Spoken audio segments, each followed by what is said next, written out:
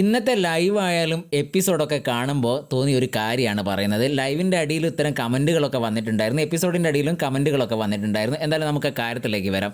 അവിടെ ഇന്ന് കിച്ചണിലേക്കുള്ള വെള്ളവും ഗ്യാസും ബാത്റൂമിലേക്കുള്ള വെള്ളവും ഇത് മത്സരാർത്ഥികൾക്ക് കിട്ടണമെങ്കിൽ 3 സൈക്കിളുണ്ട്. ആ സൈക്കിൾ ഇങ്ങനെ ചവിട്ടിക്കൊണ്ടിരിക്കണം. ഇപ്പം ബാത്റൂമിൽ ആരെയും പോവുകയാണെങ്കിൽ ആ ബാത്റൂമിൽ എഴുതിയ സൈക്കിളിൻ്റെ മുകളിൽ ചവിട്ടിക്കൊണ്ടിരിക്കണം. നമ്മളത് കണ്ടതാണ്. ഇവിടെ പറയാനുള്ള കാരണം എന്താണെന്ന് പറഞ്ഞാൽ, ലക്ഷ്മിയാണ് ഗ്യാസിന് വേണ്ടിയുള്ള സൈക്കിൾ ചവിട്ടിക്കൊണ്ടിരിക്കുന്നത്. അപ്പുറത്ത് തൊട്ടപ്പുറത്ത് അനുമോള് കിച്ചണിലേക്കുള്ള വെള്ളത്തിൻ്റെ സൈക്കിളും ചവിട്ടിക്കൊണ്ടിരിക്കുന്നുണ്ട്. ഇവിടെ ലക്ഷ്മിയുടെ ആരും മൈൻഡ് ചെയ്യുന്നില്ല, ലക്ഷ്മീൻ്റെ അടുത്തേക്ക് ആരും പോകുന്നില്ല. എല്ലാവരും അനുമോളെ അടുത്താണ്. പ്രത്യേകിച്ച് ആദില, നൂറൊക്കെ അനുമോളെ ചുറ്റിപ്പറ്റിയാണ് നിൽക്കുന്നത്. ലക്ഷ്മിയെ ഇവരാരും മൈൻഡേ ചെയ്യുന്നില്ല. ലക്ഷ്മി ഇങ്ങനെ സൈക്കിൾ ചവിട്ടിക്കൊണ്ടിരിക്കുന്നുണ്ട്.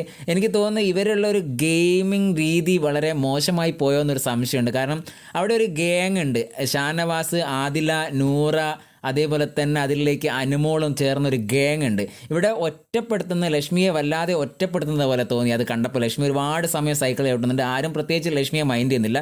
ലക്ഷ്മീൻ്റെ അടുത്തേക്ക് ഒരു തവണ എങ്ങാണ്ടോ സാബുമേൻ വന്നിട്ടുണ്ട്, അതേപോലെ തന്നെ നെവിനും വന്നിട്ടുണ്ട്. അല്ലാതെ പ്രത്യേകിച്ച് ആരും ലക്ഷ്മീൻ്റെ അടുത്തേക്ക് വന്നില്ല. ലക്ഷ്മിനെ അത്ര മൈൻഡ് ചെയ്യുന്നില്ല. ലക്ഷ്മി എല്ലാവരെയും അങ്ങോട്ട് മൈൻഡ് ചെയ്യാനൊക്കെ നോക്കുന്നുണ്ട്.